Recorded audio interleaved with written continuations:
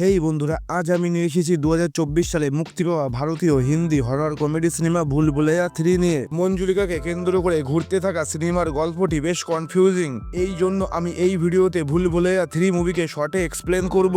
আর এই মুভিকে বোঝার জন্য সিনেমাটির আগের দুটি পার্ট না দেখে থাকলেও চলবে, কারণ এটির সাথে আগের পার্টের কোনো কানেকশন নেই। তো আর দেরি না করে সোজা চলে যাব এক্সপ্লেন ভিডিওতে। সিনেমার শুরুতে আমরা দেখতে পাই রোহান রান্ধোয়া ওরফে রু বাবা, যে একজন ভণ্ড লোক ছিল। সে তার বন্ধু টিল্লুর সাথে মিলে ভূত তাড়ানোর নাটক করে লোকদের থেকে লুটতো। এছাড়া অনেক লোক তাদের খারাপ কাজকে লুকানোর জন্য রোহানকে টাকা দিয়ে তার সাথে ভূত প্রেতের অভিনয় করে। তারপর একদিন একটি লোক রু বাবাকে একটি ভূতের সাথে কথা বলার জন্য ডাকে। সে তার ভাগ্নি মীরার সাথে মিলে রু বাবাকে ভয় পাইয়ে দেয় আর তার ভিডিও করে নেয়। তারপর সেই মামা ভাগ্নি রু বাবাকে বলে তাকে তাদের একটি কাজ করতে হবে, না হলে তার সত্যি বাইরে প্রকাশ করে দেবে। আসলে মীরা এবং তার মামা এক শাহী খানদান বংশের লোক ছিল, আর তারা রক্তঘাট নামের এক গ্রামে থাকতো, যেখানকার রাজা মীরার বাবা ছিল। তবে এখন তার পরিবার বেশ গরিব হয়ে যায়, আর তার কাছে সম্পত্তির নামে এক পুরনো রাজপ্রাসাদ ছিল। তবে সে সেই রাজবাড়িতে থাকতো না, আর সে সেই রাজবাড়ি বিক্রি করতেও পারতো না, কারণ সেখানে মঞ্জুলিকা নামের এক ভূত বন্দী ছিল।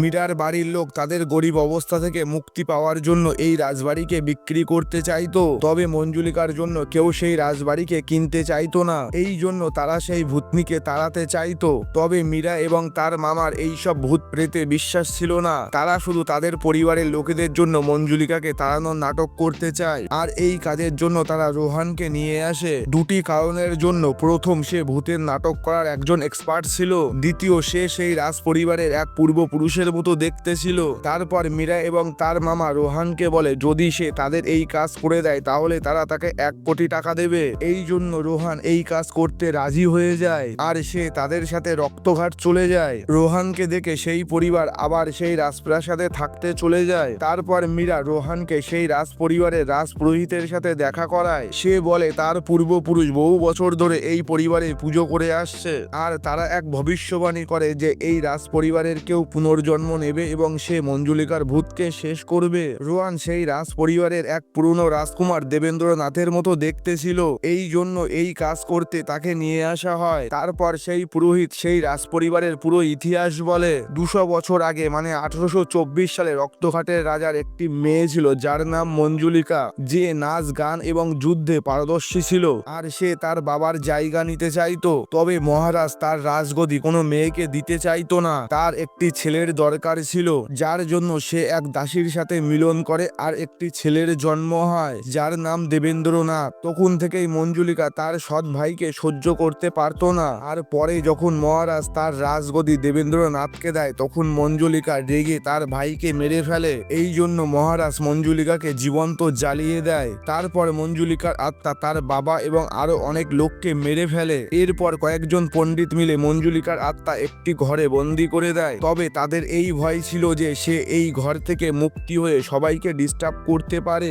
এই জন্য সেই সময়ে রাজপুরোহিত ভবিষ্যৎবাণী করে একদিন এই পরিবারের কারোর পুনর্জন্ম হবে যে মঞ্জুলিকাকে মারবে। আর এখন 200 বছর পর যখন রোহান রু বাবা নামে ফেমাস হয় তখন সে এই রাজ পরিবারের নজরে চলে আসে। তাদের মনে হয় সে রাজকুমার দেবেন্দ্রনাথের পুনর্জন্ম নিয়েছে, এই জন্য সে তাকে রক্তঘাটে ডেকে আনে। এখানে সেই পুরোহিত রোহানকে বলে কিছুদিন পর দুর্গা অষ্টমীর দিন মঞ্জুলিকা যে ঘরে বন্দি সেই ঘরের দরজা খুলে তাকে মঞ্জুলিকাকে মারতে হবে। প্রথমে রোহান এই কাজের জন্য রাজি হয় না, তবে পরে টাকার লোভের জন্য রাজি হয়ে যায়। এখন সেই গ্রামের লোক রাজকুমারের পুনর্জন্ম দেখে রাজ পরিবারকে অনেক টাকা ধার দেয়। সেই টাকা দিয়ে মীরা একটি কোম্পানিকে সেই রাজবাড়ি রেস্টোরেশন করার কাজ দেয়, যাতে তাদের রাজবাড়ি দেখতে সুন্দর লাগে আর বেশি দামে বিক্রি করতে পারে। রেস্টোরেশন কোম্পানি মল্লিকা নামের একজনকে সেখানে পাঠায়। সে আসার পর থেকে ওই রাজবাড়িতে আজব ঘটনা ঘটতে থাকে, আর রোহান ভূত দেখতে এবং শুনতে পেতে থাকে। এই জন্য সে সেই গ্রাম থেকে পালানোর কথা ভাবে। তখন তার বন্ধু টিল্লু ওখানে এসে রোহানকে বলে শহরের পুলিশ তাকে খুঁজছে, এই জন্য সে ওখান থেকে ফিরতে পারে না। এরপর একদিন রাতে রোহান এবং মীরার পিছনে মঞ্জুলিকার ভূত চলে আসে, তাই তারা ভয়ে পালাতে লাগে। তখন ওখানে মল্লিকা এসে সেই ভূতকে ধরে ফেলে, যে একজন সাধারণ মহিলা ছিল। সে তার স্বামী বড় পণ্ডিত এবং দেওর ছোট পণ্ডিতের সাথে মিলে সবাইকে ভয় দেখাতো। আসলে এই পণ্ডিত পরিবার বেশ কিছু সময় ধরে ওই রাজবাড়িতে লুকিয়ে মঞ্জুলিকার ঘরে থাকতো। তবে রোহান কিছুদিনের মধ্যে সেই ঘরের দরজা দরজা খুলবে, তাই তারা ভূতের নাটক করে তাদের তাড়ানোর চেষ্টা করে। এই সত্যি জানার পর রোহান একটি প্ল্যান করে যে সে দুর্গা অষ্টমীর আগেই সেই ঘরের দরজা খুলে ভূত তাড়ানোর নাটক করবে, যাতে সেই রাজবাড়ি তাড়াতাড়ি বিক্রি হয়। এই জন্য সে গ্রামের সব লোকেদের ওখানে জমা করে আর মল্লিকাকে সেই রুমে লুকিয়ে তাকে মঞ্জুলিকার মতো করে কথা বলতে বলে। তারপর রোহান সেই দরজা খুলে সবাইকে দেখায় যে সেই আত্মা ওখান থেকে চলে গেছে। তবে এই জন্য সেই রাজপুরোহিত বেশ রেগে যায়, কারণ রোহান দুর্গা অষ্টমীর আগেই সেই দরজা খুলে দেয়। তবে মীরা এবং রোহান তাকে বলে সেই দরজা আগে থেকেই খোলা ছিল আর সেখানে পণ্ডিত পরিবার থাকছিল। তখন পুরোহিত তাদের বলে সেই ঘরের দরজা খোলা থাকার মানে মঞ্জুলিকা আগে থেকেই মুক্ত হয়ে গেছে আর সে তার বদলা নেবার জন্য সঠিক সময়ের অপেক্ষা করছে। তারপর মল্লিকার টিম যখন মঞ্জুলিকার ঘরে গিয়ে সেখানে মেরামত করার কাজ করতে লাগে, তখন তারা একটি দেওয়ালের পিছনে গোপন রাস্তা পায়, যার মধ্যে গিয়ে তারা একটি নতুন দরজা দেখতে পায়, যেখানে সেই একই রকম রক্ষা কবচ ছিল যেরকম মঞ্জুলিকার ঘরের দরজায় ছিল। সেই নতুন দরজা দেখে বাড়ির সবাই বেশ অবাক হয়ে যায়। তখন রাজপুরোহিত তাদের বলে সে সেই ঘরের তথ্য জানার জন্য এই রাজবংশের ইতিহাস পড়বে আর ততক্ষণ যেন সবাই এই জায়গা থেকে দূরে থাকে। এই নতুন দরজার জন্য আবার সবার মধ্যে ভূতের ভয় চলে আসে আর রাজবাড়ি বিক্রিতে বাধা চলে আসে। এদিকে রাজ পরিবারের কাছে টাকাও শেষ হয়ে যায়। এই জন্য রোহান ওখানকার রাজাকে সেই ঘরের দরজা খোলার জন্য উস্কানি করে, কারণ এখন তার ভূতের ভয় ছিল না আর সে যত তাড়াতাড়ি সম্ভব সেই রাজবাড়িকে বিক্রি করতে চাইতো। তারপর তারা সেই নতুন ঘরের দরজা ভেঙে ঘরে ঢোকে। তখন রাজপুরোহিত ওখানে এসে তাদের বলে সে এই রাজবংশের এক নতুন গোপন তথ্য জানতে পেরেছে। 200 বছর আগে রক্তঘাটের মহারাজের একটি না বরং দুটি মেয়ে ছিল, একজন মঞ্জুলিকা এবং অন্যজন অঞ্জুলিকা। তারা দুজনেই বেশ খতরনাক ছিল। সেই দরজা খোলার পর সেই বাড়িতে মন্দিরা নামের একজন মহিলা আসে, যে কোনো এক গ্রামের রানী ছিল আর সে সেই রাজবাড়ি কেনার জন্য ইন্টারেস্টেড ছিল। এই জন্য সে সেখানেই থেকে যায় আর রাজবাড়িকে ভালোভাবে দেখতে লাগে। আসলে মল্লিকা এবং মন্দিরা 200 বছর আগের মঞ্জুলিকা এবং অঞ্জুলিকার মতো দেখতে ছিল আর এই কথা কেউ জানতো না। তারা দুজন আসার পর থেকেই রাজবাড়িতে বেশ অদ্ভুত ঘটনা ঘটতে থাকে। এরপর রোহান এবং বাড়ির কিছু লোক সত্যিকারের ভূত দেখতে পায়, যার জন্য রোহান ওখান থেকে পালানোর চেষ্টা করে, তবে সে পালাতে পারে না। এই সবের মধ্যে রোহানের সত্যি সবাই জেনে যায় যে সে এক ভণ্ড বাবা। এই কথা শুনে মীরার বাবা খুব রেগে যায়, তবে সে এখনো তার রাজপ্রাসাদ বিক্রি করতে সাহায্য করতে পারে, এই জন্য সে রোহানকে ওখানে থাকতে দেয়। তারপর তারা মন্দিরাকে ভূতের কথা না বলে যত তাড়াতাড়ি সম্ভব বাড়ির ডিল করতে বলে। তবে মন্দিরা সেই ডিল দুর্গা অষ্টমীর দিন করতে চাইতো। তখন সেখানে এক বিজনেসম্যান ভিকি খান্না আসে আর সে তখনই সেই বাড়ি কেনার জন্য রেডি হয়ে যায়, যা দেখে মল্লিকা এবং মন্দিরা বেশ রেগে যায়। এরপর সেই রাতে ভিকি খান্নাকে একটি ভূতে মেরে ফেলে। এই সবের জন্য রোহান এবং মীরার সন্দেহ হয় মল্লিকা এবং মন্দিরার মধ্যে কেউ একজন মঞ্জুলিকার ভূত। এর মধ্যে বাড়ির লোক মঞ্জুলিকার একটি পেন্টিং খুঁজে পায়, যার মধ্যে মল্লিকা ভুল করে রং ঢেলে দেয়। এখন সেই পেন্টিংই একমাত্র পথ ছিল আসল মঞ্জুলিকাকে জানার জন্য। এই জন্য মীরা সেই পেন্টিংকে পরিষ্কার করার জন্য শহরে পাঠিয়ে দেয়। তারপর একদিন রাজপুরোহিত তাদের এক বিশেষ পবিত্র তেল এনে দেয়, যা ব্যবহার করে রোহান দুর্গা অষ্টমীর দিন মঞ্জুলিকাকে মারবে। এরপর যখন সেই দিন চলে আসে, তখন বাড়ির সবাই সেই জায়গায় জমা হয় যেখানে 200 বছর আগে মঞ্জুলিকাকে পোড়ানো হয়। এখানে রোহান মন্দিরাকে সন্দেহ করে যে সেই মঞ্জুলিকা। তখন তারা সেই পরিষ্কার হয়ে আসা পেন্টিং এর ফটো পায়, যা দেখে সবাই জানতে পারে মল্লিকা একদম মঞ্জুলিকার মতো দেখতে। তখন আচমকাই মল্লিকা ওখানে এক ভূতের রূপে চলে আসে আর সে নিজেকে মঞ্জুলিকা বলে রোহান এবং মন্দিরাকে মারতে লাগে। এই জন্য রোহান তার চারিদিকে সেই তেল ঢেলে আগুন ধরিয়ে দেয়, যার জন্য সে বেহুশ হয়ে যায়। তখন মন্দিরাও ভূতের রূপ নিয়ে নিজেকে মঞ্জুলিকা বলতে লাগে। এই জন্য সবাই কনফিউজড হয়ে যায় যে আসল ভূত কে। তারপর রোহান মন্দিরার উপরেও সেই তেল ঢেলে তাকে মারার চেষ্টা করে। তখন মল্লিকার জ্ঞান ফিরে আসে আর সে রোহানকে থামিয়ে দেয়। তারপর মল্লিকা সবাইকে বলে না সে ভূত না মন্দিরা ভূত,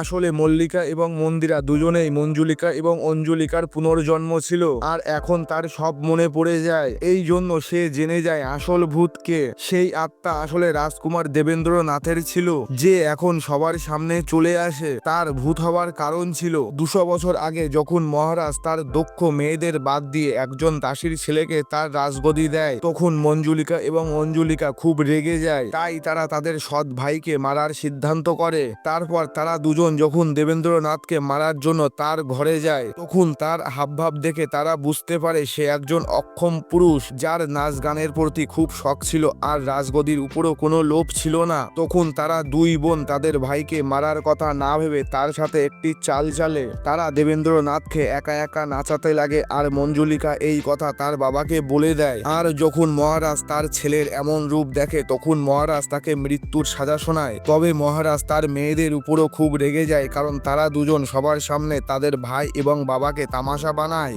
এই জন্য মহারাজ অঞ্জুলিকা এবং মঞ্জুলিকাকে রক্তঘাট থেকে বার করে দেয় আর দেবেন্দ্রনাথকে জীবন্ত পুড়িয়ে দেয়। তবে মহারাজ তার সম্মান বাঁচানোর জন্য প্রত্যেক জায়গায় ঘোষণা করে দেয় মঞ্জুলিকা রাজগদির লোভ লালসায় তার ভাইকে মেরেছে, যার জন্য তার মৃত্যুদণ্ড হয় আর ইতিহাস থেকে অঞ্জুলিকার নাম মুছে দেয়। অন্যদিকে দেবেন্দ্রনাথ মরার পর ভূত হয়ে যায় আর সে তার বাবা এবং রাজবাড়ির অনেককেই মেরে ফেলে। তখন কিছু পণ্ডিত মিলে দেবেন্দ্রনাথের আত্মা একটি ঘরে বন্দি করে দেয় আর দরজায় একটি রক্ষা কবচ লাগিয়ে দেয়। তবে সেই ঘর এবং এই কথাকে লুকিয়ে রাখা হয় যে সেই আত্মা দেবেন্দ্রনাথের। আর অন্য একটি দরজায় সেম রক্ষা কবচ লাগিয়ে সবাইকে এটা বলা হয় এখানে মঞ্জুলিকার আত্মা বন্দি আছে। তারপর পুরোহিতের ভবিষ্যৎবাণী অনুযায়ী রাজ পরিবারের লোক বছরের পর বছর ধরে সেই মানুষের অপেক্ষা করছে যে পুনর্জন্ম নিয়ে মঞ্জুলিকাকে শেষ করবে। এই দিকে মীরার বাড়ির লোক রোহানকে দেবেন্দ্রনাথের পুনর্জন্ম মনে করছিল। তবে এখন সবাই জানতে পারে রোহানের পুনর্জন্ম হয়নি,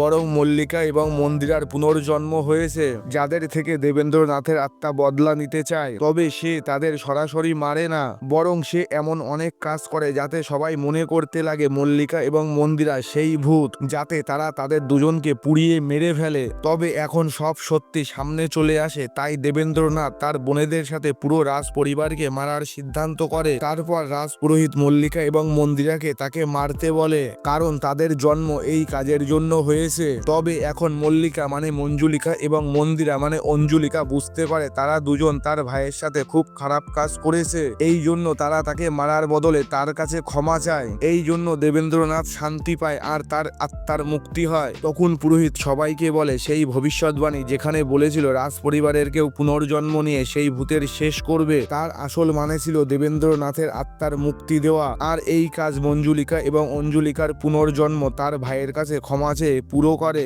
এই সবের পর মল্লিকা সবাইকে বলে সে ছোটবেলা থেকে ওই রাজবাড়ির স্বপ্ন দেখত এবং অনুভব করত তার সেই জায়গার সাথে কোনো কানেকশন আছে। এই জন্য সে পুরনো বাড়ির রেস্টোরেশনের কাজ করে এই আশায় যে সে একদিন সেই রাজবাড়ি পর্যন্ত পৌঁছাবে, যার জন্য মল্লিকা এই পর্যন্ত আসে এবং সে তার আগের জন্মের সম্পর্কে জানতে পারে। আর মন্দিরে আসলে পুলিশ অফিসার এসিপি রাথোর যে রোহানকে রু বাবা সেজে স্ক্যামের জন্য ধরতে এখানে আসে এবং সে এই রাজবাড়ি কেনার নাটক করে। তবে এখানে আসার পর সেও এই রাজবাড়ির সাথে তার কানেকশন অনুভব করে আর শেষে তার পুনর্জন্মের সম্পর্কে জানতে পারে। তো বন্ধুরা, এই হলো ভুল ভুলাইয়া 3 সিনেমার এক্সপ্লেনেশন ভিডিও। যদি আপনাদের ভিডিওটি ভালো লাগে তাহলে লাইক এবং শেয়ার করুন আর এই রকম মুভি এক্সপ্লেন ভিডিও আরও দেখার জন্য চ্যানেলটিকে সাবস্ক্রাইব করুন।